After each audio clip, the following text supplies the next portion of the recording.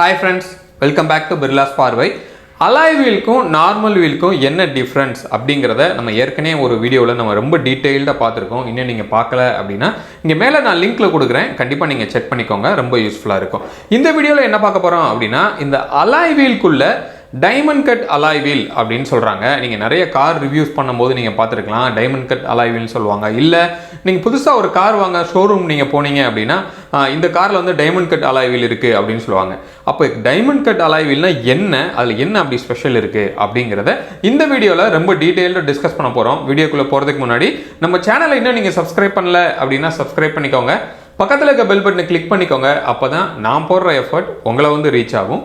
இப்போ வீடியோக்குள்ள போலாம்.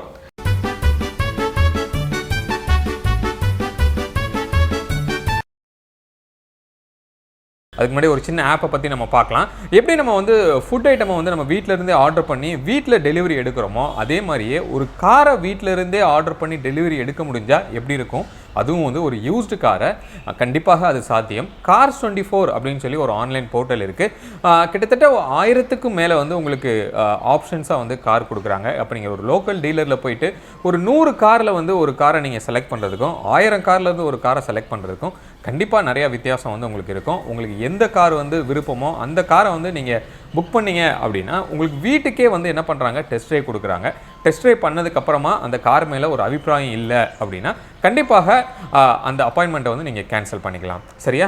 அதுவே நீங்கள் இன்கேஸ் காரை வந்து வாங்கினதுக்கு அப்புறமா, அதாவது இப்போ நம்ம வந்து ஆன்லைனில் ஒரு ப்ராடக்ட் வாங்குகிறோம், பிடிக்கலைன்னா வந்து ஒரு வாரத்தில் ரிட்டர்ன் பண்ணுறோம். அந்த மாதிரி ஒரு ஃபீச்சர் வந்து காருக்கு இருந்தால் எப்படி இருக்கும் அப்படின்னா அதுவும் சாத்தியம்.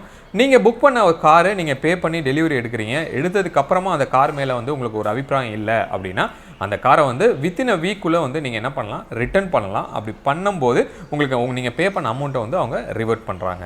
சரியா? இந்த மாதிரி நிறையா ஃபீச்சர்ஸோட Cars24 அப்படின்னு சொல்லி ஒரு ஆன்லைன் போர்ட்டல் இருக்குது. கண்டிப்பாக அதை நீங்கள் ட்ரை பண்ணி பாருங்கள். இன்கேஸ் நீங்கள் ஆல்ரெடி யூஸ் பண்ணி பார்த்துருக்கீங்க அப்படின்னா உங்களோட எக்ஸ்பீரியன்ஸை கமெண்ட்டில் வந்து ஷேர் பண்ணுங்கள். இந்த டைமண்ட் கட் அலாய் வீலை பற்றி பார்க்கறதுக்கு முன்னாடி ஒரு சின்னதாக அலாய் வீல்னா என்ன அப்படிங்கிற ஒரு இன்ட்ரோடக்ஷன் வந்து நம்ம பார்த்துடலாம்.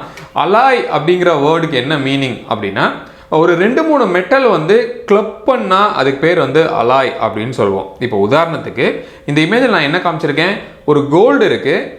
அந்த கோல்டையும் காப்பரையும் மிக்ஸ் பண்ணால் தான் வந்து ஒரு ஆர்னமெண்ட் வந்து நகை வந்து நம்ம செய்ய முடியும். அப்போது இதில் கோல்டுங்கிறது ஒரு மெட்டலு, காப்பருங்கிறது ஒரு மெட்டலு, ரெண்டையும் மிக்ஸ் பண்ண ஒரு அலாயை வச்சு தான் வந்து நம்ம ஆர்னமெண்ட் பண்ணுறோம். சரியா?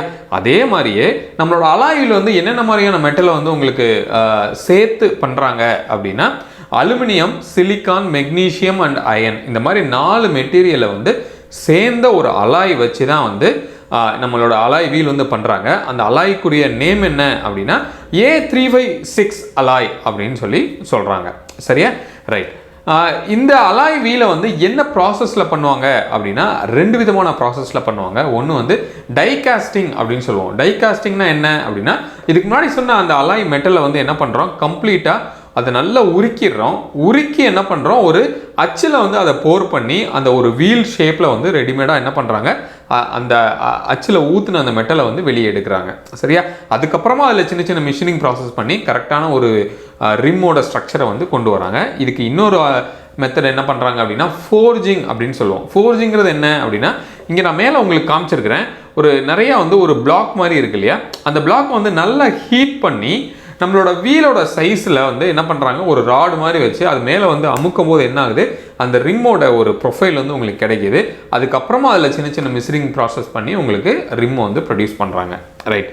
அப்போது இதை ப்ரொடியூஸ் பண்ண அந்த ரிம்முக்கு வந்து என்ன பண்ணுவாங்க அப்படின்னா ஒரு ஃபைனல் டச் கொடுக்கணும் இல்லையா, ஐ மீன் அதை வந்து ஒரு கரோஷன்ல இருந்து அதை பாதுகாக்கணும் அப்படின்னா அதை வந்து என்ன பண்ணணும், எய்தர் நம்ம பெயிண்ட் பண்ணணும் இல்லை பவுடர் கோட் பண்ணணும். இந்த 2 மெட்டலில் வந்து நம்ம என்ன பண்ணலாம், ஒரு ஃபினிஷ் வந்து கொடுக்கலாம். அதில் ஃபர்ஸ்ட் ஆப்ஷன் வந்து பவுடர் கோட். நான் சொன்ன மாதிரியே பவுடர் கோட்டுங்கிறது என்ன அப்படின்னா அந்த ஆன்டி கரோஷன் மெட்டீரியல் வந்து என்ன பண்ணுறோம், ஒரு பவுடர் ஃபார்மில் இருக்கிற ஒரு மெட்டீரியலை வந்து ஒரு கன் மூலமாக அதில் ஸ்ப்ரே பண்ணி என்ன பண்ணுறாங்க, அதில் டெபாசிட் பண்ணுறாங்க.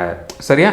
இன்னொரு மெத்தட் என்ன அப்படின்னா பெயிண்டிங் மெத்தட் அப்படின்னு சொல்லுவோம். இது நம்ம எல்லாருக்குமே தெரியும். பெயிண்ட்டை வந்து என்ன பண்ணுறாங்க, ஒரு கன் மூலமாக ஸ்ப்ரே பண்ணி அதில் வந்து டெபாசிட் பண்ண வைக்கிறாங்க. இப்போ இதில் ரெண்டுக்கும் என்ன டிஃப்ரென்ஸ் அப்படின்னு பார்த்தீங்கன்னா பவுடர் கோட் பண்ணிங்க அப்படின்னா நல்ல ஒரு மேட் ஃபினிஷில் இருக்கும், நல்ல ஒரு சொரன்னு சொல்லி ஒரு ஃபினிஷில் இருக்கும். இதே இது நீங்கள் பெயிண்ட் பண்ணிங்க அப்படின்னா மோஸ்ட்லி வந்து அது வந்து ஒரு நல்ல ஒரு பாலிஷ்டான ஃபினிஷாக பளபளன்னு இருக்கிற மாதிரி நமக்கு ஒரு ஃபினிஷ் வந்து நமக்கு கிடைக்கும்.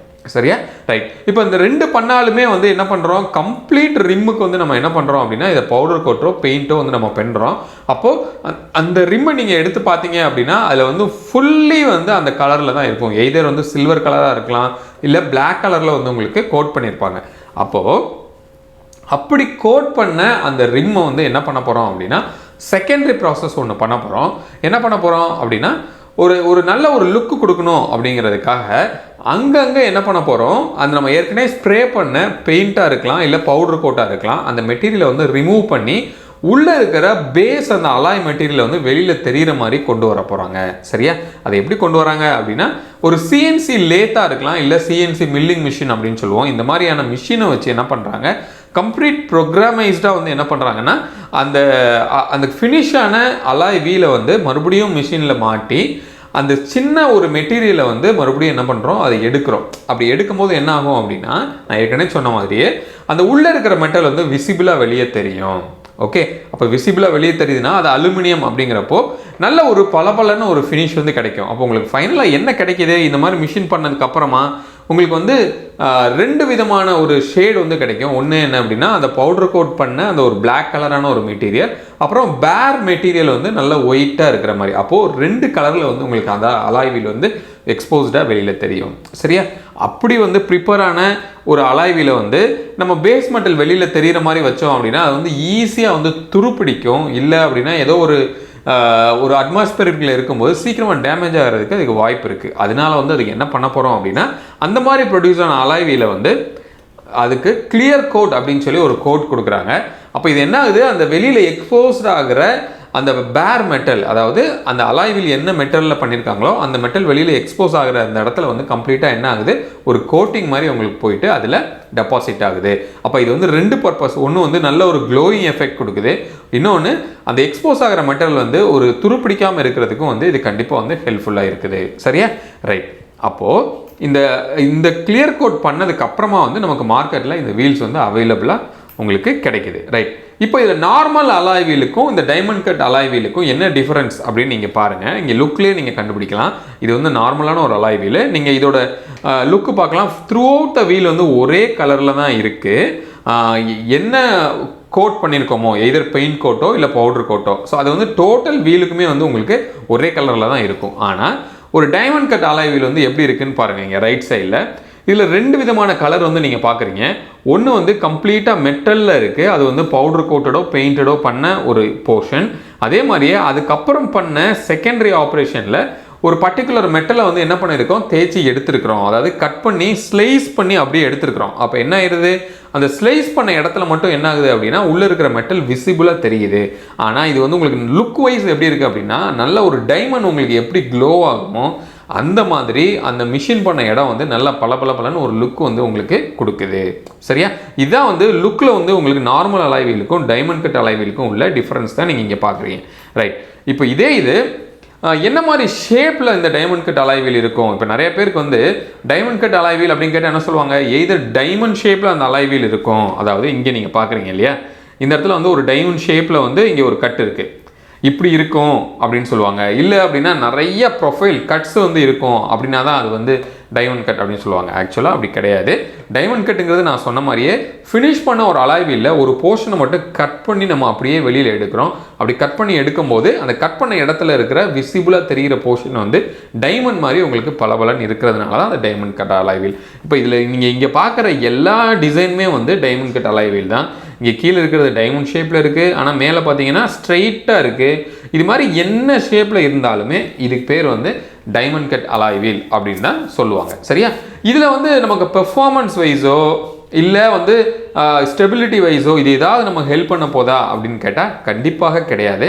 இது வந்து ஒன்லி ஃபார் லுக். அதாவது இந்த மாதிரி ஒரு டைமண்ட் கட் பண்ண அலாய் வீல் வந்து அந்த காரோட ஷேடுக்கும் அதுக்கும் மேட்ச் பண்ணும்போது அந்த ரோட் ப்ரெசன்ஸ் வந்து அந்தளவுக்கு வந்து ஒரு நல்ல ஒரு ரோட் ப்ரெசன்ஸ் வந்து உங்களுக்கு கொடுக்குது. பார்க்குறதுக்கு ரொம்ப அழகான ஒரு லுக்கை வந்து உங்களுக்கு கொடுக்குது. ஷோரூமில் நிற்கும் போதே நீங்கள் பார்க்கலாம். அந்த வண்டியை போய் பார்த்தீங்க அப்படின்னா அந்த வீல் வந்து பெரிய ஒரு அட்ராக்ஷனாக இருக்கும். அப்போது இந்த ஜஸ்ட் ஒரு விஷுவல் லுக்குக்காக மட்டுமே தான் வந்து என்ன பண்ணுறாங்க அப்படின்னா இந்த டைமண்ட் கட் அலாய் வீலை வந்து உங்களுக்கு யூஸ் பண்ணுறாங்க. சரியா? ரைட். அப்போ இன்கேஸ் டைமண்ட் கட் அலாய்வில் வந்து ஏதோ ஒரு டேமேஜ் ஆகுதுன்னு வச்சுக்கலாமே. நான் ஏற்கனவே சொன்ன மாதிரியே அதில் மேலே வந்து ஒரு கன்ஃபார்மல் கோட்டிங் அப்படின்னு சொல்லி ஒன்று அடிக்கிறோம், கரோஷன்லேருந்து, அதாவது துருப்பிடிக்கிறதுலேருந்து பாதுகாக்கிறதுக்காக. பட் இருந்தால் கூட காலப்போக்கில் அந்த கோட்டிங் வந்து ஸ்லோவாக வந்து குறையும் போது திருப்பியும் உங்களுக்கு அந்த இடத்துல வந்து கரோஷன் ஆகிறதுக்கு சான்ஸ் அதிகமாக இருக்குது. ஏன் அப்படின்னா உள்ளே இருக்கிற மெட்டல் வந்து வெளியில் டேரெக்டாக வந்து உங்களுக்கு எக்ஸ்போஸ் ஆயிரும். சரியா? இல்லை நீங்கள் ஒரு காரை போய் ஏதோ அந்த வீல் வந்து ஏதோ ஒரு போய் இடிக்குது அப்படின்னா அந்த ஸ்க்ராச்சஸ் எல்லாமே வந்து அந்த மெட்டலில் வந்து உங்களுக்கு பதிஞ்சிடும் இல்லையா? இது ஒரு நார்மல் அலாய்வில் இருந்தது அப்படின்னா அதில் என்ன இருக்கும், பெயிண்ட்டோ பவுடர் கோட்டோ பண்ணியிருப்பாங்க. ஜஸ்ட் அந்த ரிம் எடுத்துகிட்டு மறுபடியும் நீங்கள் பெயிண்ட்டு நீங்கள் கொடுத்துட்டீங்க அப்படின்னா அது ஈஸியாக வந்து ரெக்டிஃபை ஆயிரும். ஆனால் இந்த டைமண்ட் கட் அலாய்வில் அந்த பேர் மெட்டல் நமக்கு வெளியில் இருக்கும்போது அது எப்படி நம்ம சரி பண்ணுறது அப்படின்னு கேட்டிங்கன்னா அதுதான் வந்து ரீஃபர்பிஷிங் அப்படின்னு சொல்கிறாங்க. அப்போ என்ன பண்ணுவாங்க அப்படின்னா இந்த மாதிரி டேமேஜ் ஆகி இருக்கிற அந்த டைமண்ட் கட் அலாய்வில் மறுபடியும் மிஷினில் மாட்டி என்ன பண்ணுவாங்க, ஸ்லைட்டாக வந்து கட் பண்ணி எடுப்பாங்க. சரியா? அப்போது அது எதை பொறுத்து இருக்குது அப்படின்னா உங்களோட வீல் வந்து எந்த அளவுக்கு காம்ப்ளிகேட்டடாக இருக்குங்கிறத பொறுத்து இருக்குது. ரொம்ப ஒரு கட்ஸ் அண்ட் ஷேப் வந்து இப்படி நிறைய பெண்டு கர்வ்ஸ்லாம் இருந்தால் செகண்டரி ப்ராசஸில் நம்ம வந்து அதை கட் பண்ணி எடுக்கிறதுங்கிறது ரொம்ப ஒரு சேலஞ்சிங்கான விஷயம். ஏன்னா சிஎன்சி மிஷின் யூஸ் பண்ணால் கூட அந்த ப்ரொஃபைலில் வந்து என்ன ஆகணும், டூல் வந்து ட்ராவல் ஆகணும். அப்படி ஆகிறதுக்கு கண்டிப்பாக உங்களுக்கு அதிகமாக எக்ஸ்பென்சிவ் ஆகும், இன்னொன்று ரொம்ப கஷ்டமாகவும் வந்து அந்த ப்ராசஸ் இருக்கும். அப்போது ரொம்ப ஒரு சிம்பிளான ஒரு டைமண்ட் கட்டாக இருக்கலாம். இப்போ நீங்கள் இங்கே பார்க்கலாம் ஒரு சிம்பிளான ஒரு ப்ரொஃபைல் இந்த மாதிரி இருந்தது அப்படின்னா இதை கண்டிப்பாக நீங்கள் ரீஃபர்பிஷ் பண்ண முடியும். இதை மறுபடியும் மிஷினில் கொடுத்து என்ன பண்ணுவாங்க, ஒரு சின்ன லேயருக்கு மேபி 1 or 2 mm என்ன பண்ணுவாங்க, ஒரு லேயர் வந்து கட் பண்ணி எடுப்பாங்க. அப்படி எடுத்தா அப்படின்னா மறுபடியும் அந்த மெட்டல் போர்ஷன் மேலாப்பில் இருக்கிற போர்ஷன் கட் ஆனதுனால உள்ளே இருக்கிற நல்ல மெட்டல் வந்து உங்களுக்கு நல்ல பளபளன்னு மறுபடியும் ஒரு விசிபிலிட்டி வந்து கொடுக்கும். அப்போ இந்த மாதிரி டேமேஜ் ஆயிடுச்சு அப்படின்னா உங்கள் வீல் கண்டிப்பாக அதை வந்து நீங்கள் ரீஃபர்பிஷ் வந்து உங்களால் பண்ண முடியும். சரியா? இப்போ வந்து உங்களுக்கு ஒரு நல்ல ஒரு ஐடியா கிடைச்சிருக்கும் டைமண்ட் கட் அலாய் வீல் அப்படின்னா என்ன அப்படின்னு சொல்லி. ஏன்னா நிறைய பேர் வந்து என்ன திங்க் பண்ணியிருப்பாங்க அப்படின்னா நான் ஏற்கனவே சொன்ன மாதிரி இது வந்து ஒரு டைமண்ட் ஷேப்பில் இருக்கும், இல்லை ஒரிஜினல் டைமண்ட் டூலை வச்சு ரொம்ப ஷார்ப்பாக அந்த டூலோட ப்ரொஃபைல் அந்த ரிம்மோட ப்ரொஃபைலை வந்து கட் பண்ணியிருப்பாங்க அப்படின்னு நினைக்கலாம். ஸோ அதெல்லாம் கிடையாது.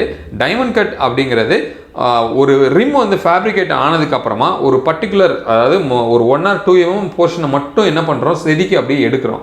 அப்படி எடுக்கும்போது ஒரு டியூவல் கலரில் வந்து உங்களுக்கு விசிபிலிட்டி வந்து கிடைக்கிது. அதுதான் வந்து டைமண்ட் கட் அலாய் வீல் அப்படின்னு சொல்லுவாங்க. ரைட்? ஹோப் இந்த வீடியோ உங்களுக்கு யூஸ்ஃபுல்லாக இருந்திருக்கும் அப்படின்னு நான் நினைக்கிறேன். உங்களுக்கு யூஸ்ஃபுல்லாக இருந்தது அப்படின்னு நீங்கள் ஃபீல் பண்ணீங்கன்னா உங்கள் ஃப்ரெண்ட்ஸோட ஷேர் பண்ணுங்கள். மீண்டும் அடுத்து வேற ஒரு வீடியோவில் உங்களை வந்து சந்திக்கிறேன். அது வரைக்கும் உங்களிடமிருந்து விடைபெறுவது உங்கள் பிர்லா. பாய்.